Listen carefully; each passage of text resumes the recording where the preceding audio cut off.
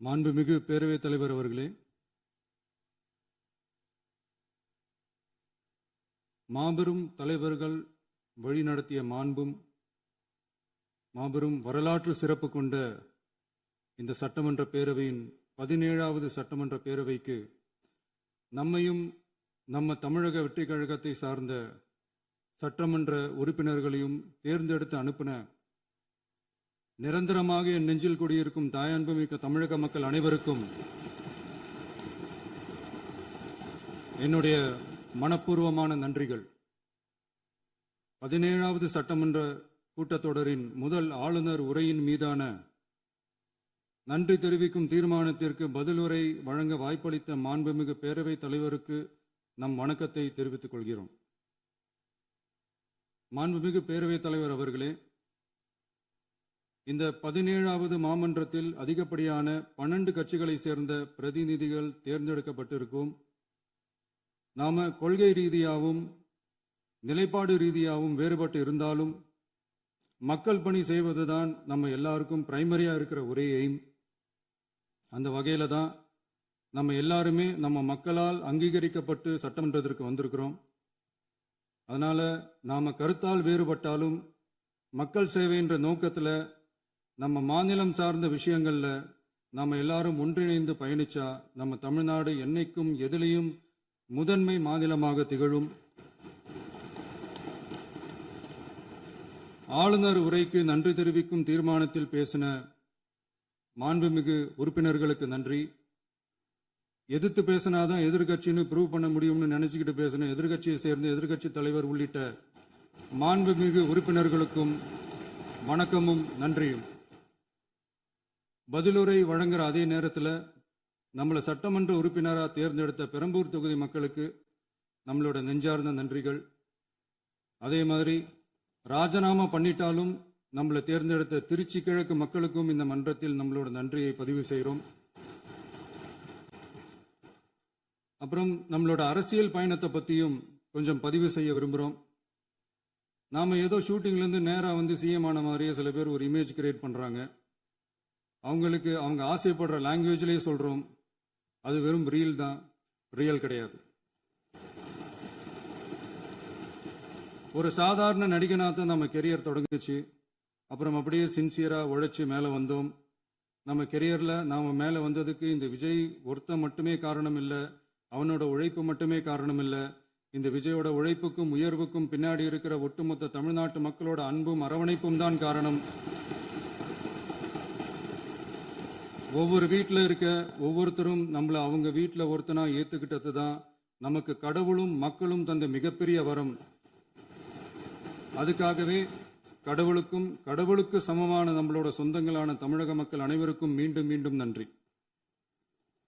இப்படி நம்மளை தாயன்போடு அள்ளி அரவணைச்ச தமிழ்நாட்டு மக்களுக்கு நாம் எப்படியெல்லாம் துணையாக இருந்தோம், எப்படியெல்லாம் மக்களோட மக்களா இருந்தோம்னு சொல்றேன். 1990ஸ்லயே ரசிகர் மன்றமா இருந்தப்பவே மக்களுக்கு துணையா நிற்க ஆரம்பிச்சோம். அதுக்கப்புறம் நற்படி மன்றமாகவும் அதுக்கப்புறம் விஜய் மக்கள் இயக்கமாகவும் மாறி மக்களோட மக்களா நின்றுகிட்டு இருந்தோம். 2008 ஈழத் தமிழருக்கு ஆதரவா உண்ணாவிரதம் போராட்டம் செஞ்சோம். போர் முடிவுக்கு வரணும், நம்ம தொப்புள் கூடிய உறவுகளான ஈழத் தமிழர்களுக்கு பாதுகாப்பான நிம்மதியான ஒரு வாழ்வு கிடைக்கணும்னு அன்னைக்கே கோரிக்கை வச்சோம். 2009 ஆரம்பிச்ச விஜய் மக்கள் இயக்கம் வழியா நம்மளோட மக்கள் நல பணிகளை எக்ஸ்டெண்ட் அண்ட் எக்ஸ்பேண்ட் பண்ணிக்கிட்டே வந்தோம். கல்விக்கு துணையா இருந்தோம், சோஷியல் சர்வீஸ் செஞ்சோம், வெள்ள நிவாரணத்தில் துணையா இருந்தோம், கொரோனா காலத்தில் மக்களுக்கு தோள் கொடுத்தோம். விலையில்லா விருந்தகம், குருதியகம், முட்டைப்பால் ரொட்டி திட்டம், விழியகம், பயிலகம், நூலகம், இப்படி பல வழியில மக்களுக்கு துணையா இருந்தோம். அப்புறம் நம்மளோட திரைப்படங்கள்ல நம்மளால முடிஞ்ச வரைக்கும் ஊழல் எதிர்ப்பை சொன்னோம், சமூக நீதியை சொன்னோம், கல்வியை பத்தி சொன்னோம், அரசியலை பத்தி சொன்னோம். அரசியலை பத்தி பேசுனதுனால நம்ம படங்கள் சந்திச்ச இது வரைக்கும் சந்திக்கிற பிரச்சனையை பத்தி எல்லாருக்குமே தெரிஞ்சதுதான். இது மட்டும் இல்லாம 2011 நாகப்பட்டினத்தில் மீனவர் பிரச்சனைகளுக்கு ஆதரவாக ஒரு பெரிய பொதுக்கூட்டம் நடத்தினோம். மீனவர்கள் மீதான தாக்குதலை கண்டிச்சு பேசி அதில் நம்மளோட எதிர்ப்பை பதிவு செஞ்சோம். 2017 ஜல்லிக்கட்டு போராட்டத்தில் தமிழர் பண்பாட்டு உரிமைக்கான நம்மளோட ஆதரவை தெரிவித்தோம். 2018 ஸ்டெர்லைட் போராட்டம் துப்பாக்கி சூட்ல பாதிக்கப்பட்ட நம்ம சொந்தங்களை நேர்ல சந்திச்சு ஆறுதல் சொன்னோம். 2021 உள்ளாட்சி தேர்தலில் விஜய் மக்கள் இயக்க வேட்பாளர்கள் போட்டியிட்டு ஜெயிச்சாங்க. கல்வி விருது விழா நடத்தி சிறந்த மதிப்பெண் பெற்ற மாணவ மாணவிகளுக்கு ஊக்கத்தொகையும் பரிசும் கொடுத்தோம். 2024 தமிழக வெற்றி கழகத்தை ஆரம்பிச்ச உடனேயே CAA-வை எதிர்த்து அறிக்கை விட்டோம். அரசியல் கட்சி ஆரம்பிச்சு விழுப்புரம் மாவட்டத்தில் விக்கிரவாண்டியில் நம்மளோட முதல் மாநில மாநாட்டிய வெற்றி கொள்கை திருவிழாவை நடத்தினோம். தந்தை பெரியார், பெருந்தலைவர் காமராஜர், அண்ணல் அம்பேத்கர், வீரமங்கை வேலுநாச்சியார், மக்கள் சேவகர் அஞ்சலை அம்மாள்னு நம்மளோட 5 கொள்கை தலைவர்களை அறிவிச்சோம். இந்தியாவிலே 2 பெண் ஆளுமைகளை கொள்கை தலைவர்கள் அறிவிச்ச ஒரே கட்சி நம்ம டிவிக்கு மட்டும்தான் என்ற பெருமையோடு அறிவிச்சோம். பெரியார் சொன்ன மாதிரியே அவர் சொன்னதுல நமக்கு ஏற்புடையதை மட்டும் எடுத்துக்கிட்டோம். அவரோட கடவுள் மறுப்பு கொள்கையில நமக்கு உடன்பாடு இல்லைன்னு ஓப்பனா அறிவிச்சோம். நமக்கு கடவுள் நம்பிக்கை உண்டுன்னு அறிவிச்சோம். யாரோட நம்பிக்கைக்கும் நாம் எதிரானவங்க இல்லைன்னு தெளிவா அறிவிச்சோம். பெண் கல்வி, பெண்கள் முன்னேற்றம், சமூக சீர்திருத்தம், சமூக நீதி, இப்படி பெரியாரோட கருத்துக்களை நிறையவே ஏத்துக்கிட்டோம்னு அறிவிச்சோம். அண்ணல் அம்பேத்கரோட சம வாய்ப்பு, சம நீதி, சமத்துவத்தை ஃபாலோ பண்ணுவோம்னு அறிவிச்சோம். பெருந்தலைவர் காமராஜரோட மதச்சார்பின்மையை ஏத்துக்கிட்டதோட அவரோட நேர்மையான நிர்வாகத்தையே ஒரு கொள்கையா ஏத்துக்கிட்டோம்னு அறிவிச்சோம். வீரமங்கை வேலு நாச்சியாரோட மண் மீட்பையும் சமூக நல்லிணக்கத்தையும் பின்பற்றுவோம்னு அறிவிச்சோம். மக்கள் சேவகர் அஞ்சலை அம்மாளோட விடுதலை வேட்கையையும் மக்களோட வாழ்வாதாரத்துக்காக உறுதியாக நிற்கிறதையும் பின்பற்றுவோம்னு சொன்னோம். எல்லாருக்கும் எல்லாமும் கிடைக்கணும், எம் மதமும் நம் மதம்னு சொல்லி மதச்சார்பற்ற சமூக நீதி தான் நம்ம கொள்கைன்னு அறிவிச்சோம். நம்ம கொள்கை எதிரி யாரு, அரசியல் எதிரி யாருன்னு ஓப்பனா அறிவிச்சோம். எல்லாத்துக்கும் மேல பிறப்புக்கும் எல்லா உயிர்க்கும்ன்றத நம்மளோட அடிப்படை அரசியல் கோட்பாட்டா அறிவிச்சுட்டு தான் அரசியலுக்கே வந்தோம். நம்ம மதுரை மாநாட்டில் நம்மளோட தேர்தல் அரசியல் மற்றும் ஆட்சி அதிகார அரசியல் வழிகாட்டியா அறிஞர் அண்ணாவையும் புரட்சி தலைவர் எம்ஜிஆரையும் ஏத்துக்கிட்டதா அறிவிச்சோம். அப்புறம் இன்னனையும் நாம இங்க பதிவு செஞ்சே ஆகணும். எல்லாரும் கட்சி ஆரம்பிச்சுட்டு தான் ஒவ்வொரு வீட்டுக்குள்ளேயும் போவாங்க. ஆனா நாம ஒவ்வொரு வீட்டுக்குள்ளேயும் போனதுக்கு அப்புறம் தான் கட்சியவே ஆரம்பிச்சிருக்கிறோம். ஒவ்வொரு வீட்டில் ஒவ்வொருத்தரும் நம்மள அவங்க பிள்ளையா, மகனா, அண்ணனா, தம்பியா ஏத்துக்கிட்டதும் இயல்பா நடந்துச்சு. தமிழ்நாட்டு மக்களோட மனசுக்குள்ள போறதுக்கு நாம பட்ட பாடு நமக்கு மட்டும்தான் தெரியும். இதெல்லாம் புரிஞ்சாலும் புரியாத மாதிரி இருக்கிறவங்க தான் நம்மள நடிகன் என்று சொல்லியும் நம்ம கட்சிய நடிகன் கட்சின்னு சொல்லியும் சில நக்கல், நையாண்டி இதெல்லாம் பேசுவாங்க. அதை பத்தி நமக்கு கவலை இல்லைன்னு. இப்படி நம்ம அரசியல் பயணம் ரொம்ப டிரான்ஸ்பரண்டா தான் ஆரம்பிச்சிருக்கு. இந்த 2026 தேர்தலில் கூட்டணியே இல்லாமல் தனியா நின்னோம். மக்கள் நம்மளை தெளிவா புரிஞ்சுக்கிட்டதாலையும் நம்ம டிவிகே தோழர்களோட உழைப்பாலையும் நாம 35% வாக்குகளை வாங்கினோம். 1,72,00,000 வாக்குகளோட தமிழ்நாட்டிலேயே தனி பெரும் கட்சியா வந்தோம். தமிழக மக்களாலையும் நம்மளோட ஆதரவு இயக்கங்களாலையும் இதோ இன்னைக்கு இங்க நம்ம டிவிகே ஆளும் கட்சியா உட்கார்ந்துருக்கிறோம்.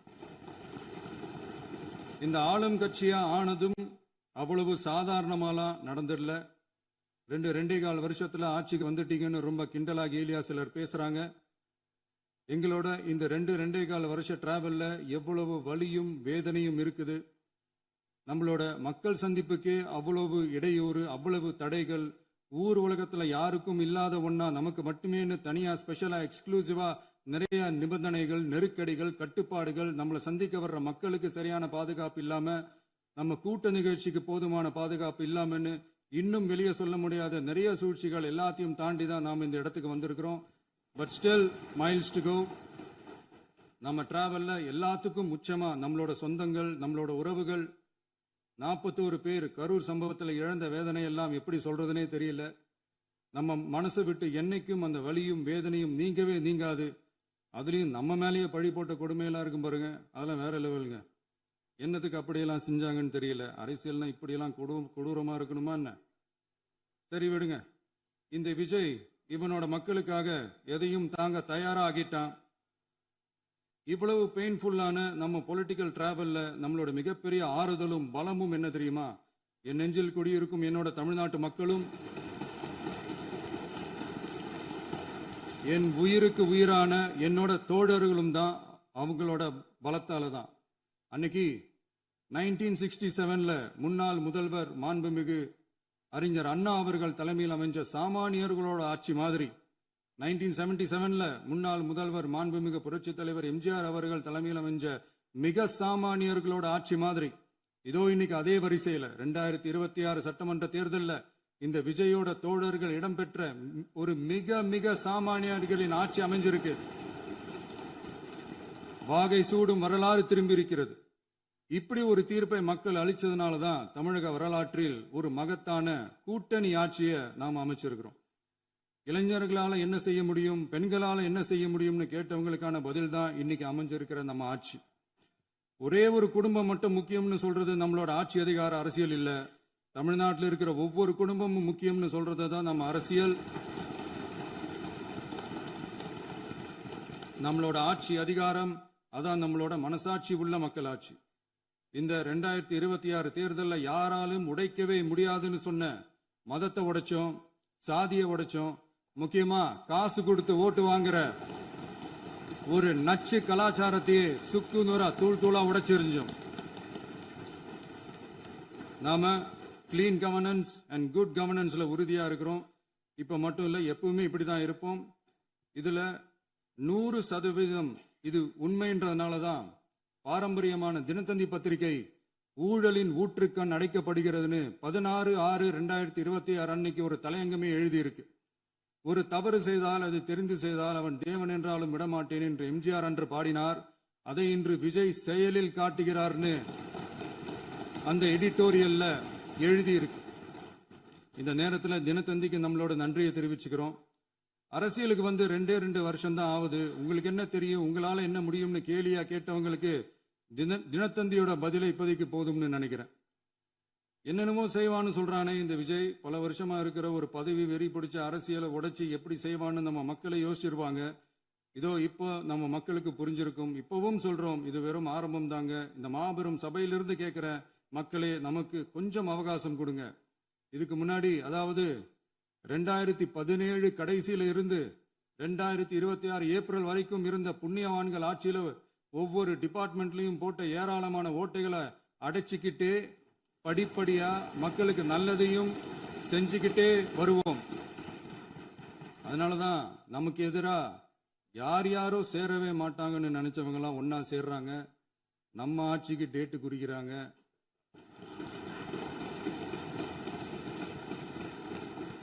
சரி, அவங்கள நம்ம மக்களே பார்த்துப்பாங்க, அது விடுங்க. நாம ஆட்சிக்கு வந்து சரியா 40 நாள் ஆகுது. அதுக்குள்ள என்ன செஞ்சீங்கன்னு கேட்கிறாங்க. ஒரு லிஸ்ட் ஒன்று சொல்றேன் கேளுங்க. பெண்கள் பாதுகாப்புக்காக சிங்கப்பெண் சிறப்பு படை, 200 யூனிட் வரை கட்டணமில்லா மின்சாரம், போதைப் பொருள் ஒழிப்புக்காக தனிப்படை, குறுவை நெல் சாகுபடியை ஊக்குவிப்பதற்காக 134.83 கோடி சிறப்பு தொகுப்பு திட்டம், வழிபாட்டு தலம், ஸ்கூல், பஸ் ஸ்டாண்டுன்னு அதுக்கு பக்கத்தில் இருக்கிற 717 மதுபான கடைகள் மூடப்பட்டன. அங்க வேலையில் இருந்தவர்களுக்கு வேறு கடைகளில் வேலை, கவனிக்கப்படாமல் விடப்பட்ட அம்மா உணவகங்கள் புதுப்பிக்கப்பட்டன. பத்திரப்பதிவு துறையில் பகல் கொள்ளைக்கு ஃபுல் ஸ்டாப் வைக்கப்பட்டுள்ளது. வருகையில்லா ஆவண பதிவு முறை கொண்டு வர உத்தேசிக்கப்பட்டு செயல்பாட்டில் உள்ளது. அரசு மற்றும் தனியார் மருத்துவமனையில் ஸ்கேன் மையங்களில் கருவுறுவதற்கு முன் மற்றும் பின் ஏற்படும் தவறுகளை கண்காணிக்கவும், மருத்துவ நிறுவனம் முறைப்படுத்தும் சட்ட விதிகள் பின்பற்றப்படுகிறதா என கண்காணிக்கவும், மருத்துவ மற்றும் ஊரக பணிகள் இயக்கத்தின் பயன்பாட்டிற்காக 40 புதிய வாகனங்கள் வழங்கப்பட்டுள்ளது.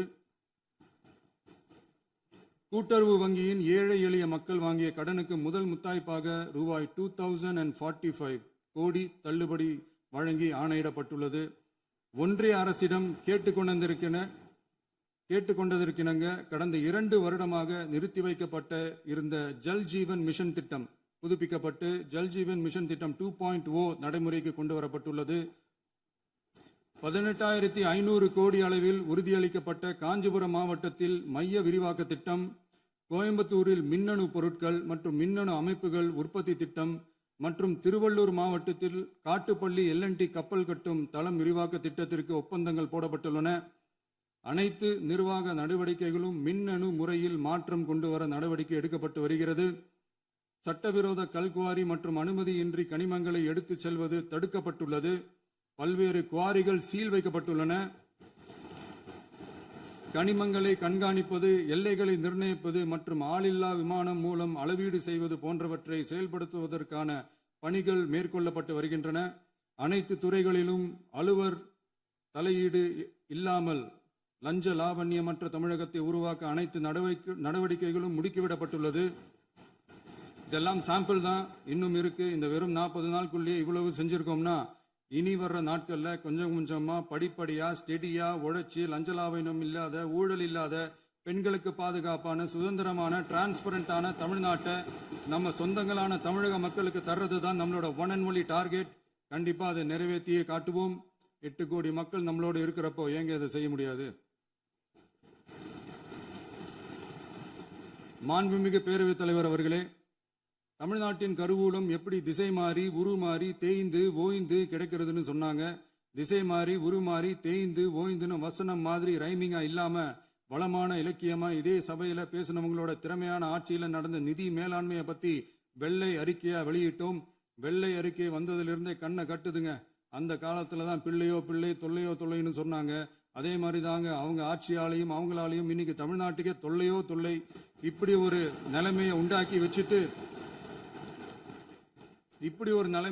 வச்சுட்டு இவங்க சொல்றாங்க நமக்கு ஆட்சி செய்ய தெரியாதுன்னு. நம்ம அமைச்சர்களுக்கும் நம்ம சட்டமன்ற உறுப்பினர்களுக்கும் ஒன்றும் தெரியாதுன்னு. ஆமாங்க, எங்களுக்கு தெரியாதுதான். எங்க சட்டமன்ற உறுப்பினர்களுக்கும் அமைச்சர்களுக்கும் மக்கள் பணி செய்ய தெரிஞ்ச அளவுக்கு மக்கள் பணத்தை சுருட்ட தெரியாதுதான்.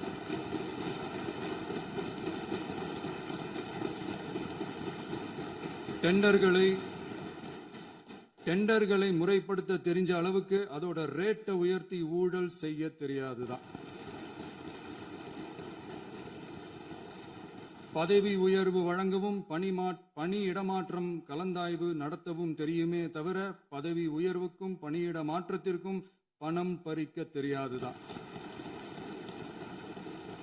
புதிய பணியிடங்கள் உருவாக்க தெரியுமே தவிர அந்த பணியிடங்களை பணத்துக்கு விற்க தெரியாதுதான். கோயில்கள்ல நடக்கிற நிர்வாக சீர்கேட்டை தடுக்க நீங்க பேசுங்க, நீங்க கண்டினியூ பண்ணுங்க. கோயில்கள்ல நடக்கிற நிர்வாக சீர்கேட்டை தடுக்க தெரியுமே தவிர கோயில் பணத்தை கொள்ளையடிக்க தெரியாதுதான்.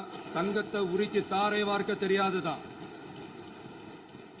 கனிம வளத்தை பாதுகாக்க தெரிஞ்ச அளவுக்கு கனிமத்தை வித்து கொள்ளையடிக்க தெரியாதுதான். அரசு வருமானத்தை அரசு கஜானாவுக்கு மாத்த தெரிஞ்ச அளவுக்கு அந்த பணத்தை தனிப்பட்ட கஜானாவுக்கு மடை மாத்த தெரியாதுதான். போதை கலாச்சாரத்தை தடுக்க தெரிஞ்சவங்களுக்கு போதை கலாச்சாரத்தை வளர்க்க தெரியாதுதான்.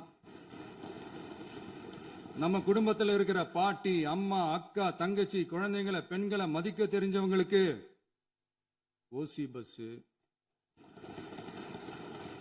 1000 ரூபாய் கேஸ், இப்படியெல்லாம் பேச தெரியாதுதான்.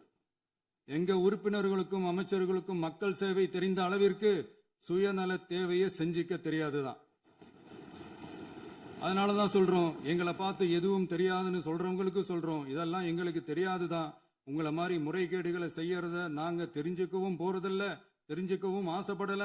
அத கடைசி வரைக்கும் எங்களுக்கு தெரியாமலே இருந்துட்டு போகட்டும்.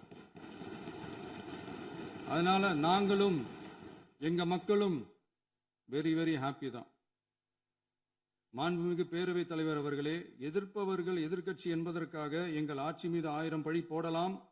ஆனாலும் தமிழக மக்களுக்கு உண்மையை உணர்த்த வேண்டியது நம்மளோட கடமை. மின்வெட்டை பொறுத்தவரை தமிழ்நாடு மின்மிகை மாநிலமாக இருந்தாலும் கடந்த காலங்களில் ஏற்பட்ட நிர்வாக குளறுபடிகளும் மின்சார சாதனங்கள் மற்றும் மின் மாற்றிகளில் ஏற்படும் பழுதாலும் வேண்டுமென்றே சிலரின் நடவடிக்கைகளாலும் இந்த மின்வெட்டிற்கு காரணமாக உள்ளது. மின் விநியோக மீட்பு நடவடிக்கைகளை ஒருங்கிணைப்பதற்காக எதிர்பாராமல் இரவு நேரங்களில் ஏற்படும் மின் தடங்களை விரைந்து சரி செய்வதில் 10 உயர்மட்ட கண்காணிப்பு குழுக்கள் மற்றும் 125 சிறப்பு மின் தடை நீக்க ரோந்து வாகனங்கள் வழங்கப்பட்டு 24 மணி நேரமும் கண்காணிக்கப்படுகிறது. கூடுதலாக தற்போது 77 புதிய மின் தடை நீக்க மையங்களும் உருவாக்கப்பட்டுள்ளன.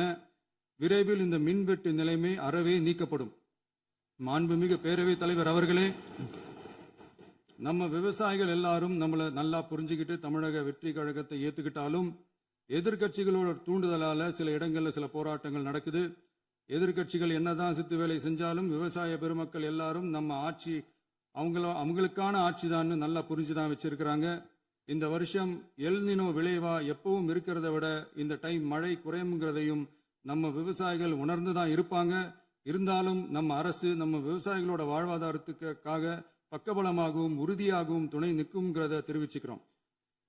நம்ம தமிழகத்தில் ஏற்கனவே நடந்த அதி அற்புதமான சூப்பரான நிர்வாக திறன் கொண்ட 50 வருஷ அரசியல் அனுபவம் கொண்ட 2.0, 3.0, 4.0 பல 0.0 மாடல் ஆட்சி நடத்த கனவு கண்டவங்களோட அட்டகாசமான ஆட்சிக்காரங்க பல்வேறு விதமான நிதி நெருக்கடியை நம்ம மக்களுக்கும் நமக்கும் பரிசா கொடுத்துட்டு போய் இருந்தாலும் கூட்டுறவு வங்கிகளின் மூலம் 75,000 வரை பயிர்கடன் பெற்று குறு சிறு இதர பெரு விவசாயிகளுக்கு 100% முழுமையான பயிர்கடன் தள்ளுபடியும் 75,000க்கு மேல் கடன் பெற்றவர்களுக்கு குறைந்தபட்சமாக 35,000 பண பயன் கிடைக்கும் அளவிற்கு மொத்தம் 14,43,504 விவசாயிகளுக்கு ரூபாய் 5,932.23 கோடி பயிர்கடன் தள்ளுபடி வழங்கப்பட்டுள்ளது.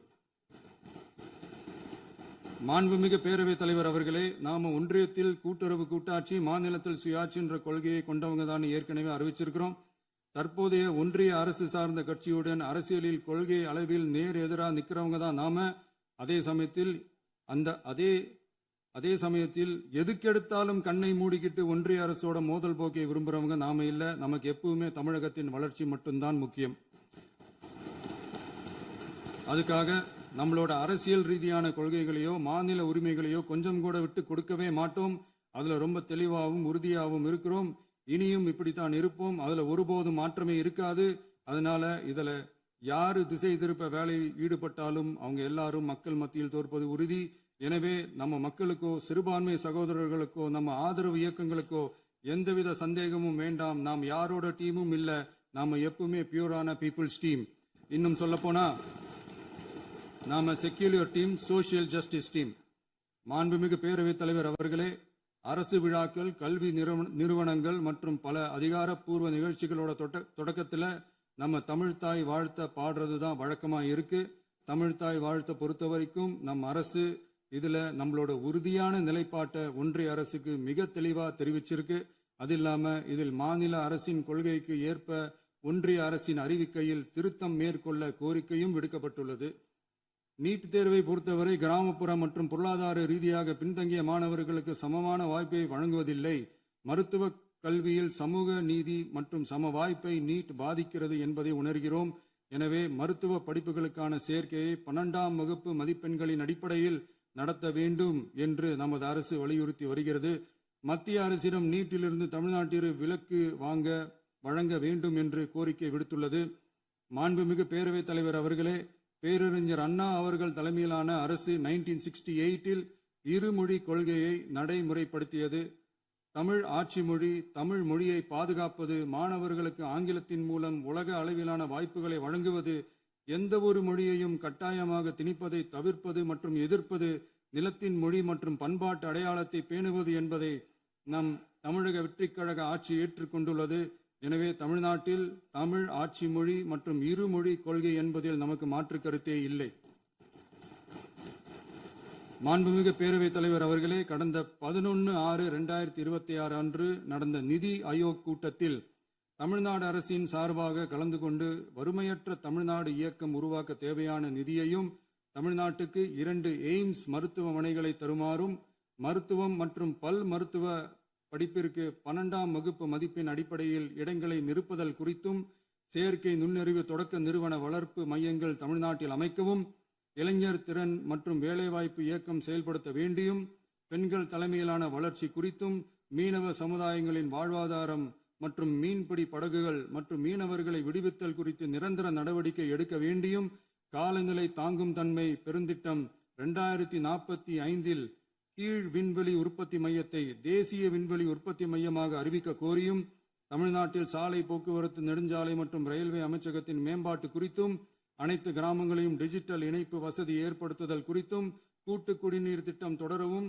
அரசின் விழாக்களில் தமிழ்தாய் வாழ்த்துக்கான முதலிடத்திற்கான கோரிக்கையும், மேகதாது அணை கட்டுமான நிறுத்தத்தை உறுதிப்படுத்தவும், மாநிலத்தின் மீது மும்மொழி கொள்கையை வற்புறுத்தாமல் புதிய கல்விக் கொள்கையை திணிக்காமல் தமிழகத்திற்கான கல்வித்தொகை ரூபாய் 3284 கோடியை விடுவிக்க கோரியும், ஆண்டுதோறும் 5 லட்சம் இளைஞர்களுக்கு உதவித்தொகையுடன் கூடிய பணியினை தொழில்நுட்ப பயிற்சி வழங்க ஒத்துழைப்பு வழங்குமாறும், ஒகேனக்கல் 3ஆம் கட்ட கூட்டு குடிநீர் திட்டத்திற்கான நிதி ரூபாய் 2283.40 விடுவிக்கவும், வேலை வாய்ப்பு மற்றும் வாழ்வாதாரத்துக்கான உத்தரவாத திட்டத்தின் கீழ் வேலை வாய்ப்புகளை உருவாக்க உடனடி நடவடிக்கை மேற்கொள்ள வேண்டியும் மற்றும் திருக்குறளை தேசிய இலக்கியமாக அறிவிக்குமாறும் தமிழ்நாடு சார்பில் பேசியுள்ளோம் என்பதை தெரிவித்துக் கொள்கிறோம்.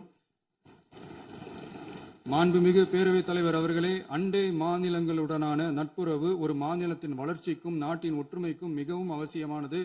தமிழ்நாடு தனது அண்டை மாநிலங்களுடன் நதி நீர் பங்கீடு, பொருளாதாரம், கல்வி, கலாச்சாரம் மற்றும் போக்குவரத்து துறைகளில் நல்லுறவை பேணி வருகிறது. பரஸ்பர மரியாதை, ஒத்துழைப்பு மற்றும் கூட்டாட்சி தத்துவத்தின் அடிப்படையில் அண்டை மாநிலங்களுடனான நட்புறவை வலுப்படுத்தவும் நமது ஆட்சியில் காக்கப்படுகிறது. மாண்புமிகு பேரவைத் தலைவர் அவர்களே, சட்டம் ஒழுங்கை பற்றி பேச்சு வந்தது.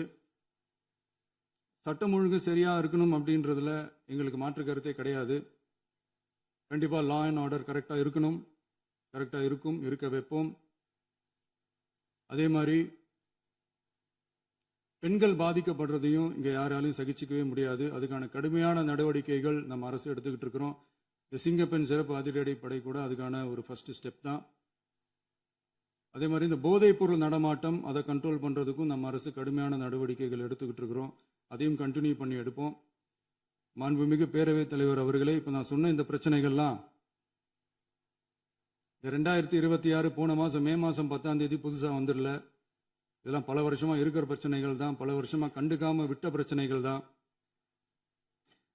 இன்னைக்கு எதிர்கட்சிக்காரங்க அதை பற்றி கேட்கும் போது எனக்கு அது அக்கறையா தெரியல, அவதூறு அரசியலாக தான் தெரியுது, பழி போடுற அரசியலாக தான் தெரியுது.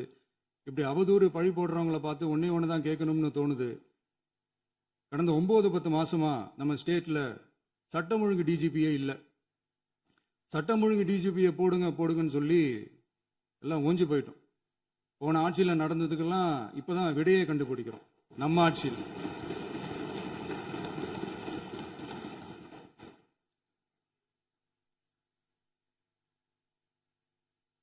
இந்த போதைப் பொருள் நடமாட்டம்லாம் தாறுமாற அப்படியே பரவி கொட்டி கிடக்குது. இதெல்லாம் இனிஷியல் ஸ்டேஜ்லயே யார் கண்ட்ரோல் பண்ணியிருக்கணும்?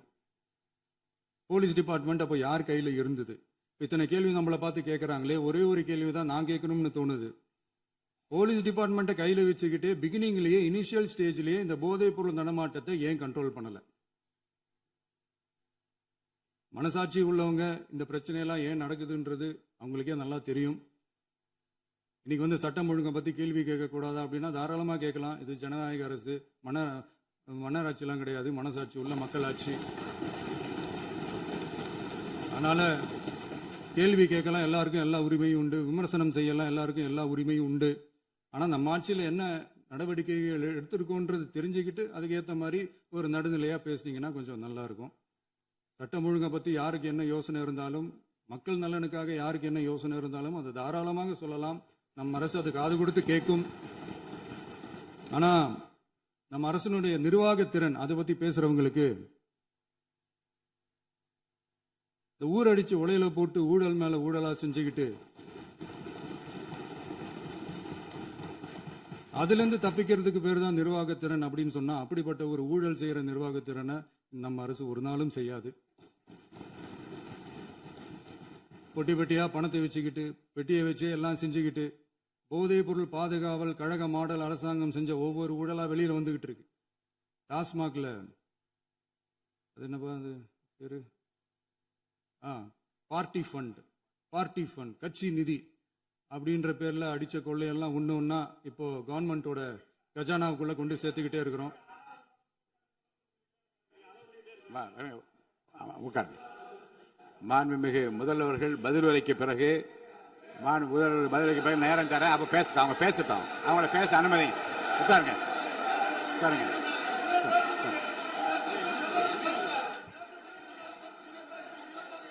மாண்புமிகு அலோவ் பண்றேன் உட்காருங்க. மாண்பு உறுப்பினர்கள் நீங்க இங்க உட்காருங்க, அமைதியா உட்காரு. நீங்க எல்லாம் உட்காருங்க. உட்காருங்க, உட்காருங்க. மாண்புமிகு நீங்க எல்லாரும் உட்காருங்க, உட்காருங்க, உட்காருங்க, உட்காருங்க, உட்காருங்க. அமைதியா உட்காருங்க. இருங்க, உட்காருங்க. அப்புறம் நீங்க என்ன உட்காருங்க. நான் கொடுக்க உட்காருங்க. நான் பாயிண்ட் ஆஃப் வார கொடுங்க. நான் கொடுக்குறேன். உட்காருங்க, உட்காருங்க, உட்காருங்க, உட்காருங்க, உட்காருங்க, உட்காருங்க, உட்காருங்க, உட்காருங்க, உட்காருங்க, உட்காருங்க, உட்காருங்க. மாண்புமிகு முதல்வர் அவர்கள் கோர்வையாக நிதானமாக சொல்லிக்கொண்டே இருக்கிறார். நீங்க குறிப்பெடுத்து வைத்துக் கொள்ளுங்கள். பேசி முடித்தவுடன் நான் உங்களுக்கு அவகாசம் தருகிறேன். நீங்க ஒண்ணு சொல்லுங்க, என்ன என்று நீங்க சொல்லுங்க. உங்க சொல்லுகிற வாய்ப்பை நான் உங்களுக்கு தருகிறேன். இப்போது மாண்புமிகு முதலமைச்சர் உங்கள் உரையை தொடரலாம்.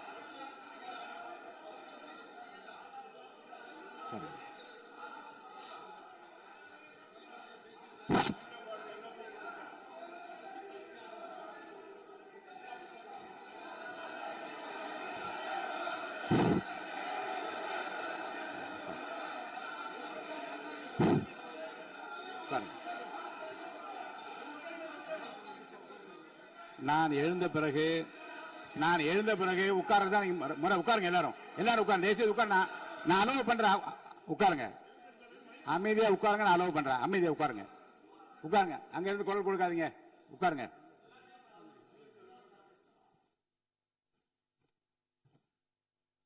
இனிமையான இந்த விவாதத்தில் இதுவரை குறுக்கீடுகள் இல்லாமல்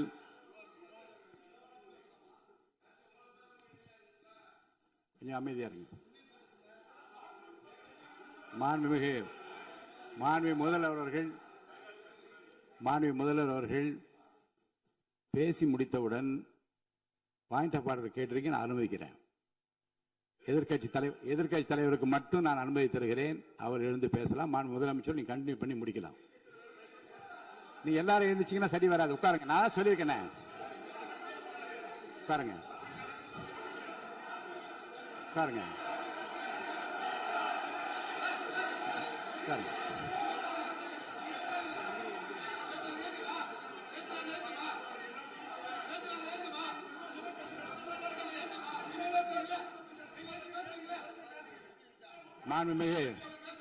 மாண்பு உறுப்பினர் அமைதி காக்க வேண்டும். நேற்று எதிர்க்கட்சி தலைவர் பேசுகிற போதும் அவர் பேசுகிற எல்லாவற்றுக்கும் நான் அனுமதி அளித்தேன்.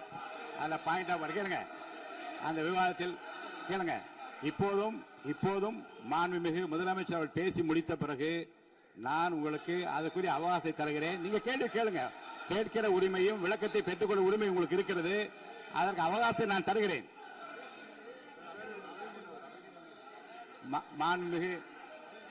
மாண்புமிகு உறுப்பினர் அமருங்க. நான் என் தீர்ப்பை சொல்லுகிறேன். மாண்புமிகு முதலமைச்சர் அவர்கள் பேசி முடித்தவுடன் எதிர்க்கட்சி தலைவருக்கு அந்த வாய்ப்பை நான் தருகிறேன். நிச்சயமா அந்த கேள்வி கேட்கலாம். உட்காருங்க எல்லாரும். பேரவை முன்னவர் பேசுங்க.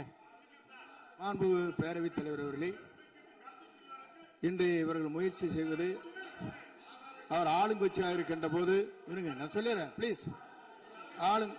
ஒரே நிமிஷம் நான் சொல்லிடுறேன் ப்ளீஸ்.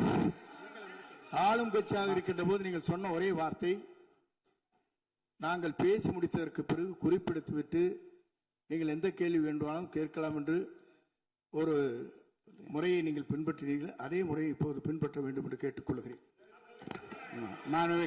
பள்ளிக்கல்வித்துறை அமைச்சர். மாண்புமிகு பேரவைத் தலைவர் அவர்களே, நேற்றைய தினம் கூட எதிர்க்கட்சி தலைவர் சொன்னதை முழுமையாக கேட்டு இறுதியில் ஒரு வாய்ப்பு தந்தீங்க. அதுவும் இல்லாம இந்த நேரத்தில் நேரலையில் நீங்களும் பாக்குறீங்க.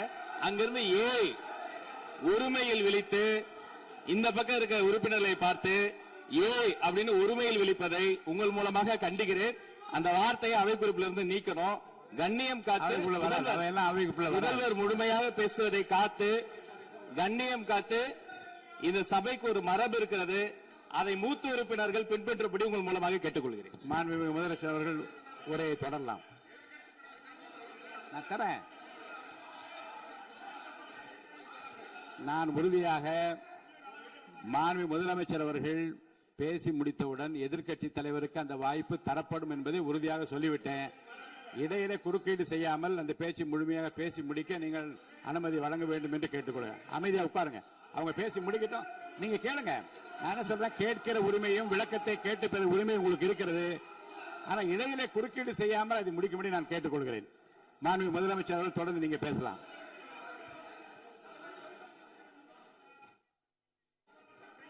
எதிர்க்கட்சி தலைவர் அவர்கள் உங்கள் கட்சியினுடைய உறுப்பினரை அமைதிப்படுத்த வேண்டும் என்று நான் கேட்டுக்கொள்கிறேன். உங்களுக்கு வாய்ப்பு தரவில்லை என்றால் அவர் எழுந்து நிற்பதில் நியாயம் இருக்கு. வாய்ப்பு தரப்போகிறேன். நான் முதலமைச்சர் அவர்கள் பேசி முடித்தவுடன் உங்களுக்கு வாய்ப்பு தரப்படும். அது வரைக்கும் உங்களுடைய உறுப்பினரை அமைதி காக்க நீங்கள் தான் பார்த்துக் கொள்ள வேண்டும். மாண்புமிகு அவை முன்னவர். மாண்புமிகு பேரவைத் தலைவர் அவர்களே, அவர் அப்போது சொன்னது வேறு, இப்போது நடந்து கொள்கிற முறைகள் வேறாக இருக்கிறது. அன்றைக்கு அவர் சொல்லுகிற போது அமைச்சர் அத்தனை பேரும் பேசி முடித்ததற்கு பிறகு உங்களுடைய கருத்துக்கள் ஏதாவது தெரிவிக்கலாம். இப்போது பின்பற்றினால் நன்றாக இருக்கும். நீங்கள் அதற்காகத்தான் சொன்னீர்கள். முதலமைச்சர் பேசியதற்கு பிறகு எதிர்க்கட்சி தலைவர் அவர்கள் பேசுவதற்கு வாய்ப்பளிக்கிறோம் என்று சொல்லியிருக்கிறார்கள். ஆகவேதான் அந்த வாய்ப்பை நீங்கள் இல்ல அது பதில் சொல்லணும்னு கேட்டிருக்காங்க. பதில் சொல்லணும் சொல்லியிருக்காங்க. பதில் சொல்லினா தங்க பிரச்சனை இல்ல. அப்படி இல்ல. ஆகவே இல்ல நேற்றைய தினம் நீங்கள் அப்படி பேசிக்கொண்டது ஆறாவது இல்ல. நேற்றைய தினம் நீங்கள் பேசுகிற போது ஆறாவது குறுக்கிட்டார்களா? நீங்கள் பேசுகிற போது யாருமே குறுக்கிடவில்லை. நீங்க எவ்வளவு பேசினீர்கள், எவ்வளவு வார்த்தைகள் பேசினீர்கள் என்பதெல்லாம் எங்களுக்கு தெரியும். யாருமே அதில் குறுக்கிடவில்லை. இது முதலமைச்சர், எங்கள் முதலமைச்சர் எதிர்க்கட்சி தலைவர் பேசுகிற போது யாரும் குறுக்கிட வேண்டாம் என்று சொன்னார்கள். அதை நாங்கள் பின்பற்றினோம். ஆனால் இன்றைக்கு நீங்கள் பின்பற்றவில்லை என்பதால் வேதனையாக இருக்கிறார். முன்னவர் நேற்று எதிர்க்கட்சி தலைவர் பேசுகிற போது அடுக்கடுக்காக குற்றச்சாட்டுல வைத்தார். இப்போ அதற்குரிய மாண்புமிகு பொதுப்பணித்துறை அமைச்சர்கள் காலையில் அலுவலகத்தை சந்தித்து அவர்கள் சாட்டிய குற்றச்சாட்டுகளுக்கெல்லாம் ஆதாரங்களை எல்லாம் நான் கொண்டு வந்திருக்கிறேன் என்று சொன்னேன். நான் நேற்று அந்த விஷயம் நேற்றோடு முடிந்து விட்டது. ஆதாரங்களை கொடுங்கள்.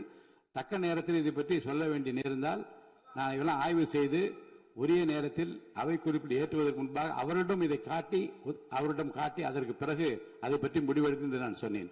இப்போதும் சொல்லுகிறேன், மாண்புமிகு முதலமைச்சர் அவர்கள் பேசிக் கொண்டிருக்கிறார். பேசி முடிக்கட்டும். எதிர்க்கட்சி தலைவருக்கு உறுதியாக நான் வாய்ப்பு தருவேன். அவர் கேள்விகளை முன்வைக்கலாம், விளக்கங்களை பெறலாம். இப்போதைக்கு பேரவைத் தலைவர் என்ற முறையில் என்னுடைய முடிவு இதுதான். அவையில் இருக்கக்கூடிய உறுப்பினர்கள் அமரும்படி நான் கேட்டுக்கொள்கிறேன். மாண்புமிகு முதலமைச்சர் அவர்கள் பேச வேண்டிய போ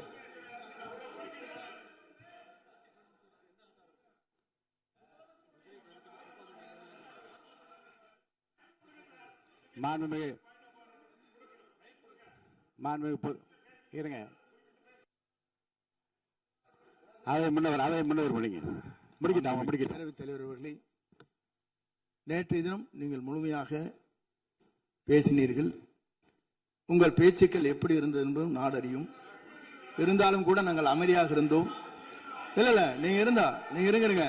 ஒவ்வொரு வார்த்தைக்கு இருங்க. நீங்க மின்வெட்டையில நீங்க சொன்னீங்க. உங்களுடைய முன்னாள் அமைச்சர் ஆற்காடு வீராசாமி இருக்கிற போது மின்வெட்டால் தான் நாங்கள் ஆட்சியே மாறியது என்றெல்லாம் சொன்ன கதையெல்லாம் இருக்கு. அதெல்லாம் சொன்னோம்னாங்க. நாங்களே அமைதியா இருந்தோம். அதுக்கு அங்கே தயவு செய்து எதிர்க்கட்சி தலைவருக்கு வாய்ப்பளிக்கிறார்கள். அந்த வாய்ப்பை நீங்கள் அவர் முதலமைச்சர் பேசுவதற்கு பிறகு பேசினால் அழகாக இருக்கும். அவை முன்னர் பள்ளி கல்வித்துறை அமைச்சர். மாண்புமிகு பேரவைத் தலைவர் அவர்களே, அவர் ஒரே ஒரு வார்த்தையை தான் சொன்னார். பார்ட்டி ஃபண்ட் என்ற வார்த்தையை கேட்டு எதிர்க்கட்சி நண்பர்கள் கோபப்படுகிறார்கள். ஆனால் அதன் மீது உங்களுக்கு பாயிண்ட் ஆஃப் ஆர்டர் தருவதாகவும் நீங்கள் சட்டப்பேரவைத் தலைவர் சொல்கிறீர்கள். நேற்றைய தினம் இதே போல வெற்றி தலைவர் அவர்களினுடைய வழிகாட்டில் வளர்ந்த நாங்கள் சகிப்புத்தன்மையோடு அவர்கள் பல வார்த்தைகள் சொன்னார்கள்.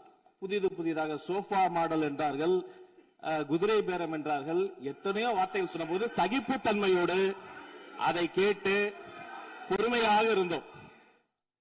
இவர்கள் குதிரை பேரம் எல்லாம் அவைக்குள் நீக்கப்பட்டு விட்டது. சரி, சோஃபா மாடல் என்று ஒன்று சொன்னார்கள். ஆதாரம் கேட்டு இப்படி எழுந்து நாங்கள் கொந்தளிக்காமல் ஒரு சட்டமன்றத்தில் ஒரு உறுப்பினர் எப்படி நடந்து கொள்ள வேண்டும் என்பதற்கு எடுத்துக்காட்டாக தமிழக வெற்றி கழகத்தின் உறுப்பினர்கள் நடந்து கொண்டார்கள். இப்போது மதிப்பிற்குரிய எதிர்க்கட்சி தலைவர் அவர்களே, உங்கள் ஊடாக நான் கேட்பது என்னவென்றால், அவர்களினுடைய கட்சி உறுப்பினர்களை அவர் அமைதிப்படுத்தி முதல்வர் அவர்கள் உரையை முழுமையாக கேட்டு சகிப்புத்தன்மைக்கு சட்டமன்றத்தில் இந்த பக்கம் மட்டுமல்ல அந்த பக்கமும் எடுத்துக்காட்டாக இருப்பதற்கு அவர் வழிவகை செய்ய வேண்டும் என்று உங்கள் மூலமாக கேட்டுக்கொள்கிறேன். மாண்புமிகு பொதுப்பணித்துறை அமைச்சர்.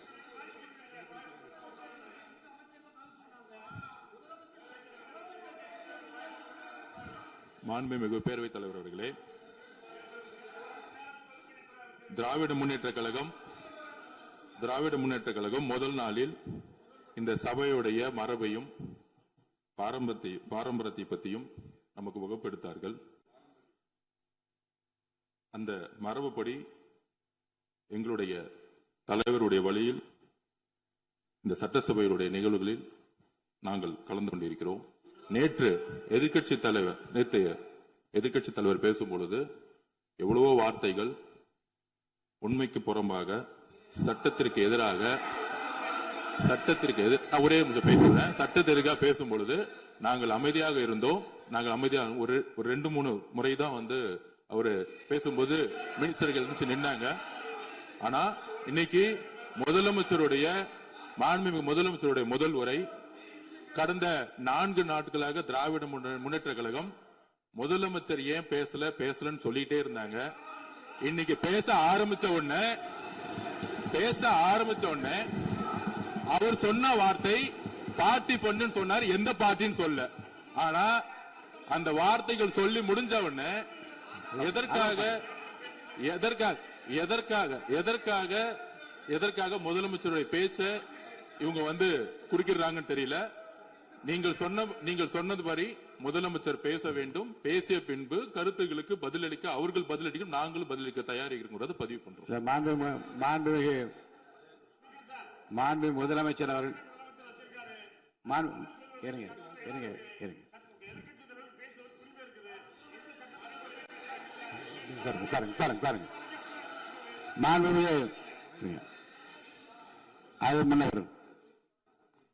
மரபு இருக்கிறது. எப்போது வேணா பாயிண்ட் ஆஃப் ஆர்டர் இருக்கலாம். இருந்தாலும் கூட நீங்க இந்த மரபை நீங்க கடைபிடித்தீங்களா உங்க ஆட்சியில? நீங்க முன்னவர் முன்பு எப்படி நடந்தால் என்பதை பற்றியோ முன்பு நடந்த நிகழ்வுகள் பற்றியோ நீங்கள் சொல்லி மீண்டும் மீண்டும் இந்த அவையினுடைய மாண்பை குறைக்க வேண்டாம் என்று நான் கேட்டுக்கொள்வது வேண்டாம். இப்போது உள்ள பிரச்சனை, மாண்பு முதலமைச்சர் அவர்கள் தன்னுடைய பேச்சை உறுதி செய்து முடிக்க வேண்டும். அவர் முடித்த பிறகு எதிர்க்கட்சி தலைவருக்கு நான் நிச்சயமாக வாய்ப்பு தருவேன். அவர் கேள்வி கணைகளை தொடுக்கலாம், சந்தேகங்களை கேட்கலாம். விளக்கம் தருவதற்கு மாண்பு முதலமைச்சர் அவர்கள் தயாராக இருக்கின்றார். அமைதியாக என்னை அமரும்படி நான் கேட்டுக்கொள்கிறேன். இப்ப நான் அனுமதிக்க முடியாது. மாண்பு முதலமைச்சர் உரையை தொடரலாம்.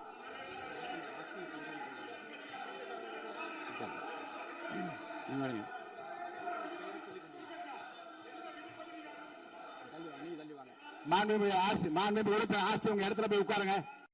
மாண்புமிகு உறுப்பினர் ஆஸ்டின், நீங்க ஒரு மூத்த உறுப்பினர், சபை விதிகளை நன்கு தெரிந்த ஒரு உறுப்பினர், நீங்க போய் இடத்துல உட்காருங்க. முதல்ல மாண்புமிகு முதலமைச்சர் அவர்கள் உரையை தொடரலாம். இப்போது எந்த விதமான பாயிண்ட் ஆஃப் ஆர்டர்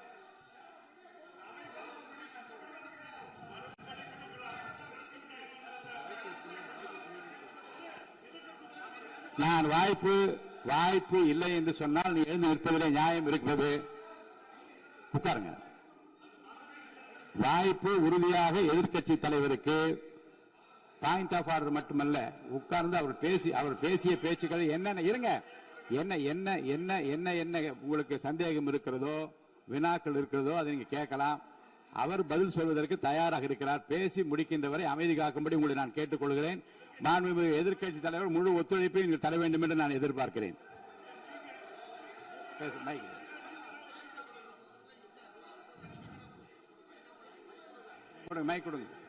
மாண்புமிகு எதிர்க்கட்சி தலைவர், பேரவைத் தலைவர், நீங்க உட்காருங்க. நேற்று நான் பேசும்போது சில அமைச்சர்கள் குறுக்கிட்டு பேசினாங்க. அதற்கு நீங்க அனுமதி கொடுத்தீங்க. அதே மாதிரி இன்னைக்கு முதலமைச்சர் பேசும்போது சில வார்த்தைகள், தவறான வார்த்தைகள் பேசுறாரு. அவர் பார்ட்டி ஃபண்ட் அப்படின்னு சொல்லியிருக்கிறாரு. அவர் அமைச்சர் அந்த பார்ட்டி ஃபண்ட் எந்த பார்ட்டின்னு கூட சொல்ல தைரியம் இருந்தா சொல்லுங்க, நாங்க அதெல்லாம் ஃபேஸ் பண்ண தயாரா இருக்கோம். எதையும் ஆதாரத்தோடு எதையும் பேசுங்க. நீங்க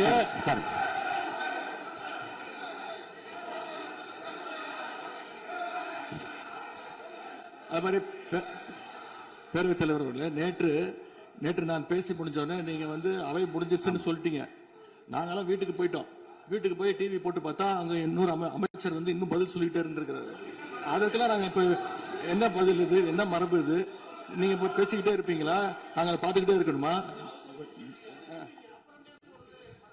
அதே மாதிரி இன்னைக்கு முதலமைச்சர் அவர்கள் பேசும்போது நாங்களும் அமைதியா கேட்டுட்டு தான் இருந்தோம். ஆனா சில கருத்துக்கள் அவர் பேசும்போது அதை நாங்க அனுமதிக்க முடியாது. ஆதாரத்தோடு ஏதாவது பேசணும்னா, குற்றச்சாட்டுகள் சொல்லும் போது ஆதாரத்தோடு சொன்னீங்கன்னா அதை நாங்க ப்ரூவ் பண்றதுக்கு தயாராக இருக்கு. மாண்புமிகு உறுப்பினர் அவர்கள் இருங்க. நேற்று மாண்புமிகு எதிர்க்கட்சி தலைவர்கள் பேசியதும் மாண்புமிகு பொதுப்பணித்துறை பேசியதும் ஆதாரம் இல்லாமல் பேசக்கூடாது என்று நான் சொன்னேன். ஆய்வு செய்து நீக்கப்பட வேண்டியது நீக்கும் என்று சொன்னேன். இப்போது மாண்புமிகு முதல்வர் அவர்கள் பேசி முடிக்கட்டும். நீங்கள் கூறிய கருத்துப்படி அதில் ஆதாரங்கள் இல்லாத குறிப்பாக இருந்தால் அதை நீக்குவதற்குரிய உரிமை எனக்கு இருக்கிறது. ஆய்வு செய்து நான் நடவடிக்கை எடுப்பேன். இப்போது மாண்புமிகு முதலமைச்சர் அவர்கள் பேசலாம். இந்த டாஸ்மாக் மாதிரியே பல டிபார்ட்மெண்ட்லயும் மறுபடியும் சொல்றேன், கட்சி நிதின்ற பேர்ல அடிச்ச கொள்ளைய ஒன்னா கவர்மெண்டோட கஜானாக்குள்ளேயே கொண்டு சேர்த்துக்கிட்டே இருக்கிறாங்க. இப்பவும் சொல்றேன், மக்கள் பணத்துல இருந்து ஒரு பைசா கூட தொடமாட்டோம், தொடவும் விடமாட்டோம், தொட்டா விடமாட்டோம். இதுக்கு முன்னாடி தொட்டவங்களையும் விடமாட்டோம்.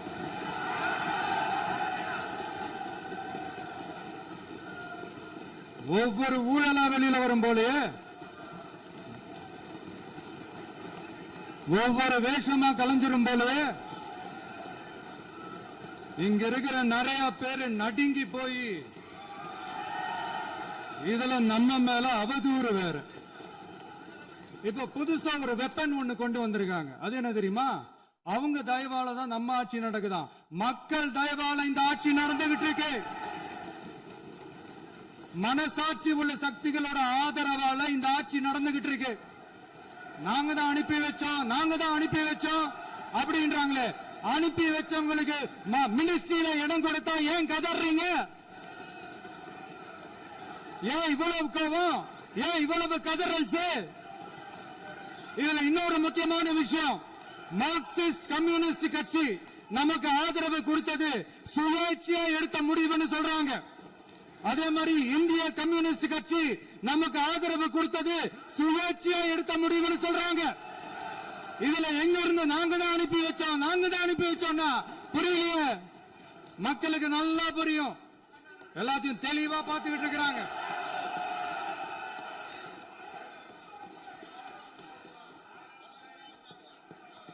முதலமைச்சர் கண்டினியூ பண்ணலாம். மாண்புமிகு முதலமைச்சர்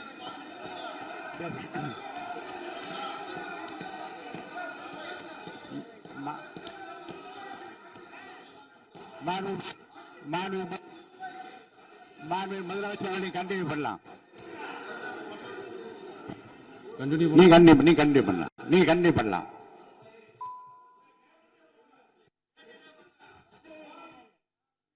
இந்த சமூக நீதி அரசுன்னு சொல்றவங்களை பார்த்து கேட்கிறேன், நம்ம பட்டியலின சகோதரர்களுக்கு எத்தனை அமைச்சர் பதவி கொடுத்தீங்கன்னு கொஞ்சம் சொல்ல முடியுமா? ஆனா நம்மளுடைய அரசுல 8 அமைச்சர் பதவிகள் யாருக்கு? நம்ம பட்டியலின சகோதரர்களுக்கு. எல்லாம் நம்ம அண்ணன், நம்ம தம்பி, நம்ம தங்கச்சிங்க. அண்ணல் அம்பேத்கர் அவர்களுடைய கிட்டத்தட்ட 100 ஆண்டு கால கனவு இப்ப நிறைவேறி இருக்கு. நான் ஏன் கொஞ்சம் சவுண்டா பேசுறேன் அப்படின்னா அவங்களுக்கு கேட்கணுன்றதுக்காக, தப்பா எடுத்துக்காது. அதே மாதிரி பெண்களோட பாதுகாவலர் நாங்க தான் அப்படின்னு சொல்லிக்கிறவங்களை கேட்கிறேன், எத்தனை பெண்களுக்கு அமைச்சர் பதவியில இடம் கொடுத்தீங்க கொஞ்சம் சொல்ல முடியுமா? எங்க அரசுல 4 சகோதரிகளுக்கு அமைச்சர் பதவி கொடுத்திருக்கிறோம்.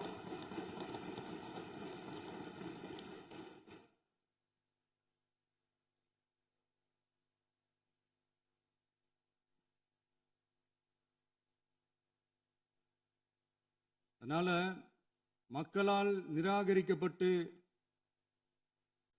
மக்களால் அகற்றப்பட்டவங்களுக்கு ஒன்னே ஒன்று சொல்லிக்கிறோம், தப்பே செய்ய மாட்டோம், ஊழலே செய்ய மாட்டோம், நேர்மையா தான் இருப்போம், நியாயமா தான் இருப்போம் அப்படின்னு சொல்றவங்களால மட்டும்தான் கூட்டணி ஆட்சி அமைக்க முன்வரும். ஆட்சியிலையும் பங்கு, அதிகாரத்திலையும் பங்கு கொடுக்க முன்வரும். ஊழல்லையே ஊறி போனவங்களால இந்த கூட்டணி ஆட்சியோ ஆட்சியிலையும் பங்கோ அதிகாரத்திலையும் பங்கு கொடுக்க முன்வராது.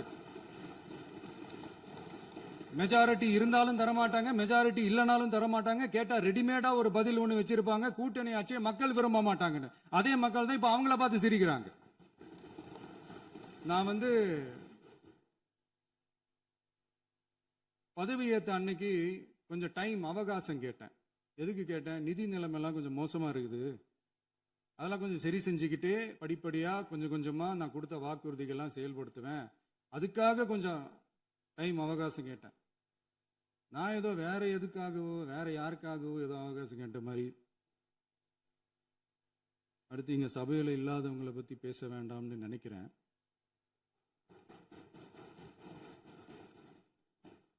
இங்க நம்மளை பத்தி அவதூறு பரப்புறதோட மட்டும் இல்லாம இப்ப நம்ம மக்கள் மேலேயும் அவதூறு பரப்ப ஆரம்பிச்சிட்டாங்க. மக்கள் நமக்கு ஓட்டு போட்டது தப்பான், குடும்பம் குடும்பமா நமக்கு ஆதரிச்சது தப்பான். இது இப்ப இல்ல, நான் சொல்றது எம்ஜிஆர் அவர்கள் காலத்திலிருந்தே. அப்பவே அவர் ஜெயிச்சப்போ அதே மக்களை தப்பு தப்பா பேசுறது. மக்கள் என்ன பண்ணிட்டாங்க, எம்ஜிஆர் என்ன பண்ணிட்டாரு, எம்ஜிஆர் என்ன இது பண்ணிட்டாரு. 50 வருஷமா ஒரே டெக்னிக்கா.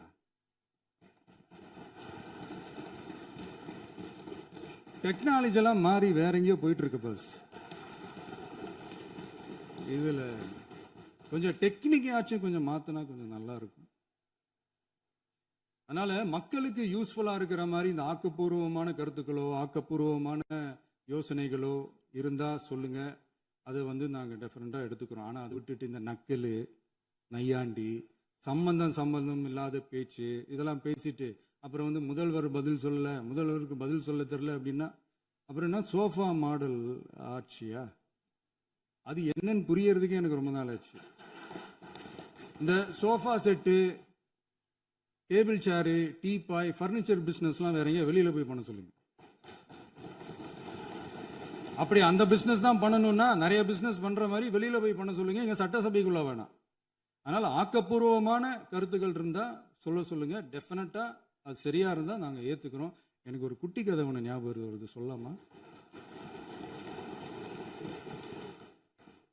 ஒரு ஊர்ல ஒரு பெரியவர் வெயில் ரொம்ப ஜாஸ்தியா இருக்குன்னு சொல்லிட்டு கண்ணுக்கு மேல கை வச்சுக்கிட்டு இப்படி சுத்தி முத்தி தேடிக்கிட்டு இருந்தாராம். அப்ப கூட இருந்த ஒரு சின்ன பையன் என்ன தேடுறீங்க அப்படின்னு கேட்டானா. அதுக்கு அந்த பெரியவர் சொன்னாரா, அது ஒண்ணு இல்ல தம்பி, உங்க அப்பா இங்கதான் இருப்பாருன்னு சொன்னாங்க, அதான் தேடிக்கிட்டு இருக்கேன். எங்க உங்க அப்பாவையா காணோம்?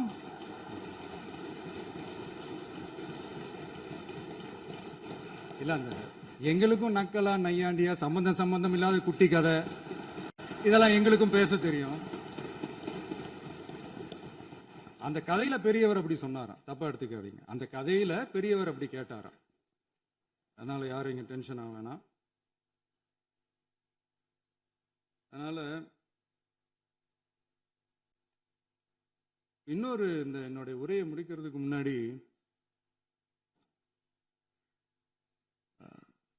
போயிட்டாங்க, பேசலாமா? நிறைய உங்க கருத்துக்களை நீங்க முழுமையாக மன நிறைவோடு பேசலாம். டிவியில் பார்க்கலாம். சரி, அதான் 5 நிமிஷம் பேசுனதுக்கே கொளத்தூரி இந்த ஆட்டம் அடிச்சு பேசுனா அப்புறம் என்ன பண்றது? கடைசியா நான் இந்த உரையை முடிக்கிறதுக்கு முன்னாடி ஒரு முக்கியமான ஒரு விஷயம் பத்தி சொல்லணும். ஆளுநர் உரை அன்னைக்கு இந்த தமிழ் தாய் வாழ்த்துக்கு அப்புறம் தேசிய கீதம் பாடினது தப்பு, தேசிய கீதம் 2 முறை பாடினது தப்பு. அப்படி ஒரு நிகழ்வு இதுக்கு முன்னாடி இந்த சட்டசபையில நடந்ததே கிடையாது. அந்த மரபையே மாத்திட்டீங்க. இப்படி ஒரு பெரிய ஒரு போர் மாதிரி எதிர்கட்சியை சார்ந்தவங்க எல்லாம் சொன்னாங்க இல்லையா? அந்த மாநில உரிமை போராளிகளை, அந்த மரபு காக்கிற உரிமை போராளிகளை ஒரே ஒரு கேள்விதான் கேட்கணும். 2021 ஆகஸ்ட் 2 ஞாபகம் இருக்கா? Centenary celebration of Tamil Nadu legislature. அந்த ஃபங்க்ஷனில் நம்ம முன்னாள் முதலமைச்சர் கருணாநிதி அவர்களோட கலைஞர் அவர்களுடைய கலைஞர் அவர்களுடைய புகைப்படத்தை மாண்புமிகு குடியரசுத் தலைவர் திறந்து வைக்கிற ஒரு ஃபங்க்ஷன். அந்த ஃபங்க்ஷன்ல national anthem followed by Tamil Thai Vazhthu அப்படின்னு அறிவிச்சது ஞாபகம் இருக்கா? அதாவது தேசிய கீதத்துக்கு அப்புறமா இரண்டாவது முறையா, நோட் திஸ் பாயிண்ட் மாண்புமிகு பேரவைத் தலைவர் அவர்களே, ப்ளீஸ் நோட் திஸ் பாயிண்ட். தேசிய கீதத்துக்கு அப்புறம் இரண்டாவது முறையாக தமிழ் தாய் வாழ்த்து பாடப்படும் அப்படின்னு சொன்னது ஞாபகம் இருக்கா? அதுவும் முத்தமிழ் அறிஞர் அப்படின்னு சொல்ற நம்ம கலைஞர் அவர்களுடைய அந்த புகைப்படம் வெளியிட்டு விழாவில் அவர் இருந்த இதே சபையில தமிழ இரண்டாவது இடத்துக்கு தள்ளினது யாருன்னு ஞாபகம் இருக்கா?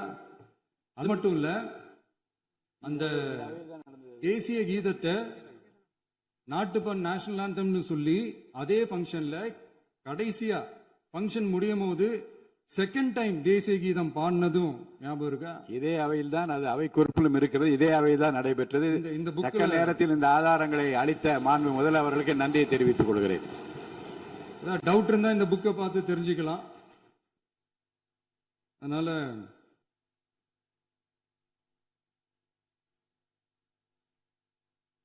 இதெல்லாம் கேட்டா என்ன சொல்லுவாங்கன்னா, அது ஜனாதிபதி கலந்துகிட்ட ஃபங்க்ஷன், அதெல்லாம் அப்படிதான், அதெல்லாம் கண்டுக்க கூடாது அப்படின்னு சொல்லுவாங்க. இதே மாதிரிதான் பேசுறது ஒண்ணு, செய்யறது ஒண்ணு, செய்யறது ஒண்ணு, பேசுறது ஒண்ணு. இதெல்லாம் மக்கள் பார்த்துக்கிட்டு இருக்காங்க. எலெக்ஷனுக்கு முன்னாடி தான் அப்படி செஞ்சுக்கிட்டு இருந்தாங்க. இப்போ எலெக்ஷனுக்கு அப்புறம் அதே தான் செய்யறாங்க. இந்த விஜயையும் சாமானியர்களின் உண்மையான சமூக நீதி அரசையும் அவமானப்படுத்துறதுக்கு தான் அவங்களோட அந்த பொலிட்டிக்கல் சீனியாரிட்டி அது பயன்படுத்துது போல. சரி, செய்யட்டும் செய்யட்டும், நல்லா செய்யட்டும். இப்போ ஆனாலும் நம்மளுடைய மாநில உரிமை, மொழி உரிமை, உத்தம உத்தரர் போல வேஷம் போடுற எதிர்கட்சிக்கு ஒன்றை மட்டும் ஆணித்தரமாக சொல்றோம். உங்களை மாதிரி தமிழ்னு சொல்லிக்கிட்டு, மொழி, பண்பாடு, கலாச்சாரம்னு சொல்லிக்கிட்டு ரெட்டை வேஷம் போடுறவங்க நாங்க கிடையாது. உலகெங்கும் வாழும் என் தமிழ் சொந்தங்களுக்கு நம்முடைய உத்தரவாதம் தமிழ் தான் எங்க உயிர் நாடி அப்படின்றத மறக்க மாட்டோம். இப்பவும் சொல்றோம், மாநில உரிமையில எப்பவும் உறுதியா இருப்போம். அதே சமயத்துல அரசியல் வேற, ஒன்றிய மாநில அரசுகளுக்கு இடையே இருக்கிற நிர்வாக அணுகுமுறை வேற. இதுல நாங்க ரொம்ப தெளிவா இருக்கிறோம். அதனால எங்களுக்கு பாடம் எடுக்கிறதா நினைச்சுக்கிட்டு உங்க வேஷத்தை நீங்களே கொஞ்சம் கொஞ்சமா கலைச்சிக்கிட்டே வர்றீங்க, மறந்துடாதீங்க. அப்புறம் நேத்து எதிர்கட்சி தலைவர், மாண்புமிகு எதிர்கட்சி தலைவர் பேசும்போது நிறைய பேசினாங்க. அதுல ஒண்ணு மட்டும் அரசு சொல்றதா நினைச்சுக்கிட்டு நம்மளை இன்டைரக்டா ஈவில் அப்படின்ற அந்த வார்த்தையை யூஸ் பண்ணாங்க. எனக்கு ஒண்ணுதான் சொல்லணும்னு தோணுது. ஈவில்ஸ்னு டெவில்ஸ் பேசக்கூடாது.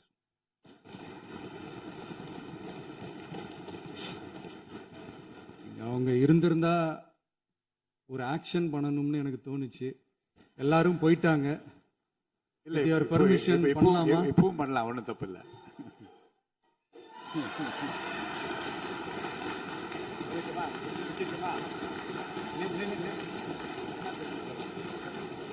யார் சொல்லிட்டாங்க?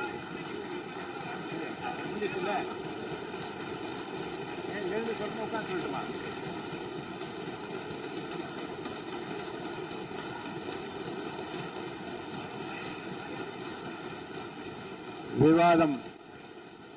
விவாதம் முடிவுற்றது.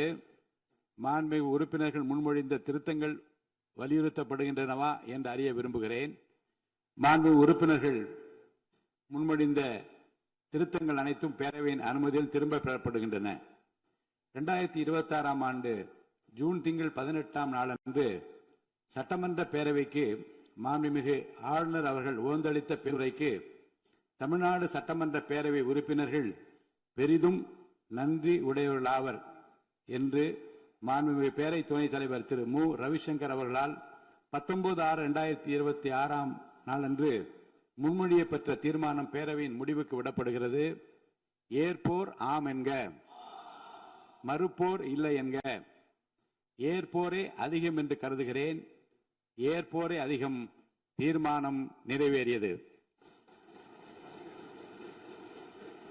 அரசினர் தீர்மானம். பேரவை மீண்டும் கூடும் நாள் குறிப்பிடப்படாமல் ஒத்திவைக்கப்பெறும் தீர்மானம். மாண்புமிகு பேரவை முன்னவர் அவர்கள். மாண்புமிகு பேரவைத் தலைவர் அவர்களே, பேரவை விதி 25(1) கீழ் 1 படி பேரவை மீண்டும் கூடும் நாள் குறிப்பிடப்பெறாமல் ஒத்திவைப்பு பெறலாம் எனும் தீர்மானத்தை மொழிகிறேன். மாண்புமிகு பேரவை முன்னவர் அவர்களின் தீர்மானம் பேரவையின் முடிவுக்கு விடப்படுகிறது. ஏற்போர் ஆம் என்க. மறுப்போர் இல்லை என்க. மறுப்போரே இல்லை என்று கருதுகிறேன். மறுப்போரே இல்லை. தீர்மானம் ஒருமனதாக நிறைவேறியது. பேரவை மீண்டும் கூடும் நாள் குறிப்பிடப்பெறாமல் ஒத்திவைக்கப்படுகிறது. வணக்கம்.